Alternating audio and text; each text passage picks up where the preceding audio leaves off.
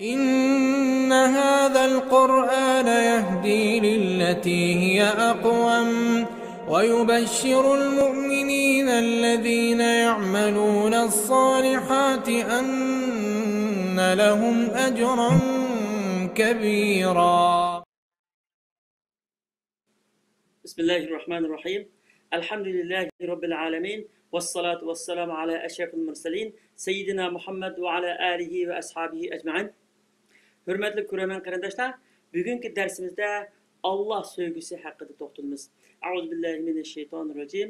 Qul in kuntum tuhibbunalloha fattabi'uni yuhibbukumullohu va yaghfir lakum vallohu g'afurur rahim. Ey payg'ambar, insonlarga aytqinki, agar sizlar Allohni so'ysanglar, ya'ni Allohni yaxshi ko'rsanglar, menga ergashinglar. Ya'ni Allohni yaxshi ko'rginglar rost bo'lsa, menga ergashinglar.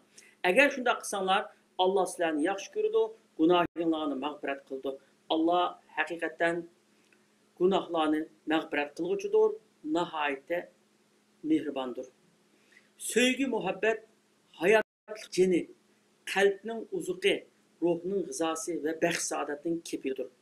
Allama Jaloliddin Rumi sevgi muhabbatni tunishtirib, sevgi muhabbat ochiqni tatliqqa, tuproqni oltinga, kirni safliqqa, kasalni saqliqqa, turmini bo'stonga, g'azabni shafqatga aylantiradigan, tumirni eritadigan, toshni yumshatadigan, o'lik qalblarni tiriltiradigan mo'jizaviy bir narsa degan ekan. Sevgilarning eng kattasi shaksizki Alloh sevgisidir. Alloh sevgisining eng katta sevgi ve Allah Teala'nınki hammadan bak söylüşke zat ekanligida hech qanday shak. Çünkü sevgi muhabbet köpünçe karşı tarafning sevgisi yoki onun güzel tarafları, güzel süpetleri yoki onun qilgan yaxshiligi sababli odamning qalbiga o'rnaydigan narsa. Endi o'ylab baqsaq, inson tabiatni yaxshi ko'rmaydigan inson yo'q. Masalan, güzel tabiatning manzarasini, güzel manzarini har qanday odam yaxshi ko'rdi. Nimishga? Chunki u mukammal, nayt mukammal, qalbni rohat adam ko'nglini ochdi. Şunu onu sebepsiz yaxshi ko'rdi. Şu güzel tabiatni yaratgan Allah. Şu Allah'ın bir sanati o. Şu sanatning egisi Allah. Anda olganda Allah onundan mı bak suyumlik bo'lish kerak. Yani biri inson tabiatida yaxshilik qilganga yaxshilik qilish, uning yaxshilikni qaytirish bir burch bor. Bu inson axloqi, har qanday inson, mayli musulmon bo'lsin, kofir bo'lsin, o'ziga yaxshilik qilgan odamni hurmatlaydi, o'ziga yaxshi qildi. Mesela dünyada en yaxshilik qilishimizga arziydigan kim desa ata-ona deymiz. Chunki ata-ona meni kichigimdan tortib qilib, bu jafoyimni tortib meni bunday parvarish qildi, dunyoga kelishimga sababchi bo'ldi deydi. Ammo shu ata-onani dunyoga keltirgan, shu ata-onaning ashundoq cho'ng qilishiga, jafoni tortib, hayotini shu bolalarga bag'ishlab cho'ng qilishiga shuni ilhomni bergan, shu kuch-quvvatni bergan, ashuni qildigan Alloh taolo. Anda bo'lgandan keyin Alloh taologa bo'lgan sevgi, ota-onaga bo'lgan sevgidan va kuchli bo'lishi kerak.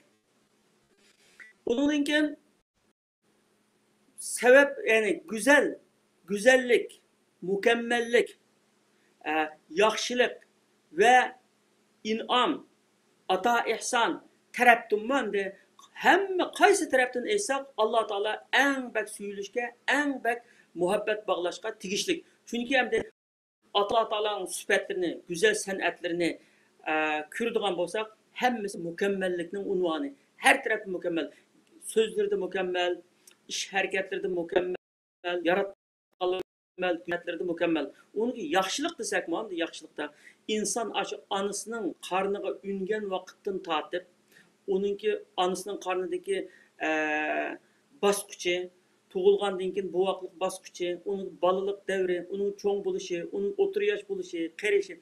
Shu chaqgacha insonni parvarish qilib, rizqini xatarlardan saqlab, Allah Teala himoya qilib bir yaşı. Mushunda qilganda hamda mushu yaxshilikni bilgan inson hamda dunyodagi har qanday sevgidan bak Alloh taoloni bak sevish kerak.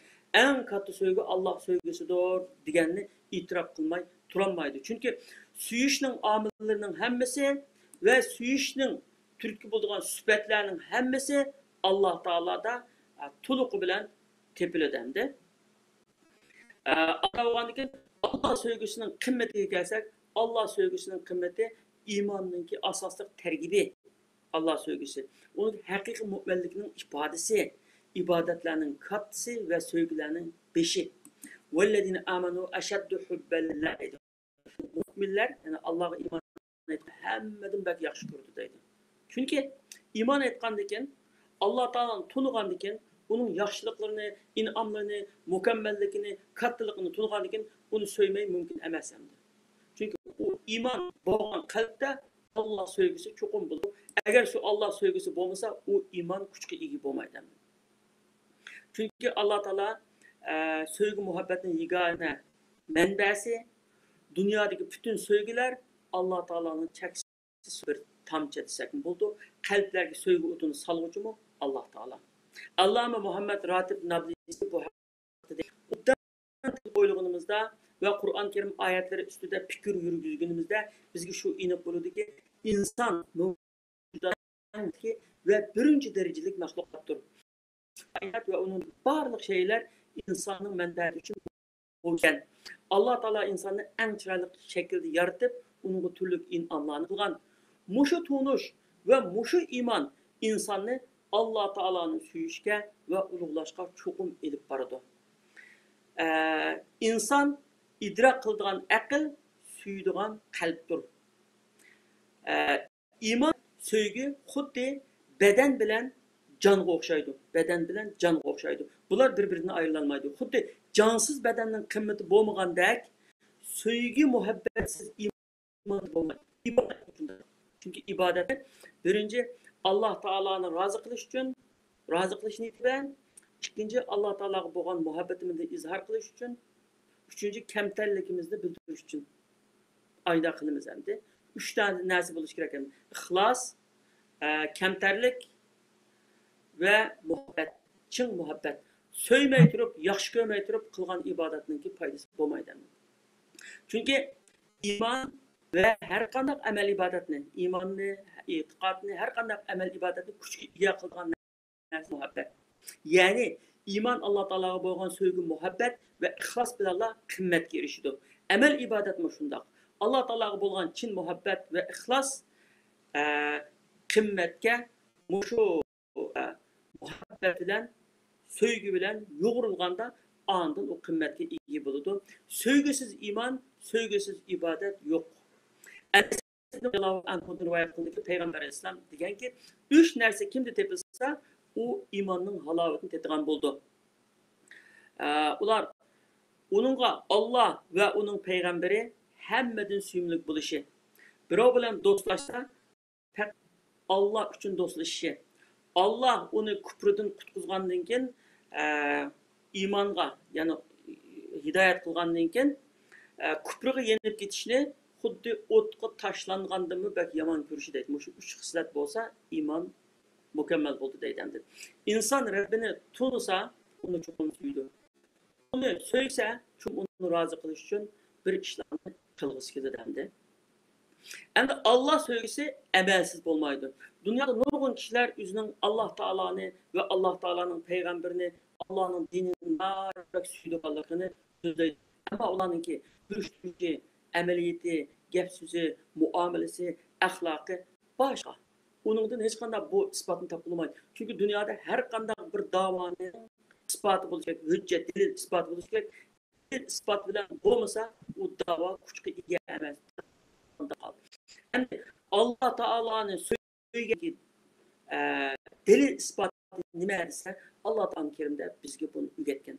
Kul in kuntum tuhibbunallaha fettebi'uni yuhibbukumullahu ve yaghfir lekum zunubakum vallahu gafurur rahim. Yani peygamber aytgan ki eğer sizler Allah'ını yaxşı görsеңlar, bana ergeşkinler. Allah'ını yaxşı görsеңlar, bana ergeşkinler. Şu bana ergeşkinler, yani Allah'ını yaxşı görgenliğindeki delili deydi. Eğer şunda aksanlar Allah sizlerini yaxşı mağfiret kılır. Allah hakikaten günahlarını mağfiret kılır. Nihayet mehriban. Allah Teala yine Yahudilerin, Hristiyanların nahnu abnaullahi, yani biz Allah'ın oğulları ve diyen davasına reddiye verip kul felime yuazzibukum bel entum beşerun mimmen halak. Bir peygamber olarak etken ki Undaq bolsa, Allah nima uchun sizlarga gunohlar tufayli azob qiladi? Aksicha, sizlarmi Allohga o'xshash Allah yaratgan bir inson. İmam Şafii bu oyatdan Allah o'zining muhabbatiga sazovar bo'lgan bandani azoblamaydi degan qoidani chiqargan.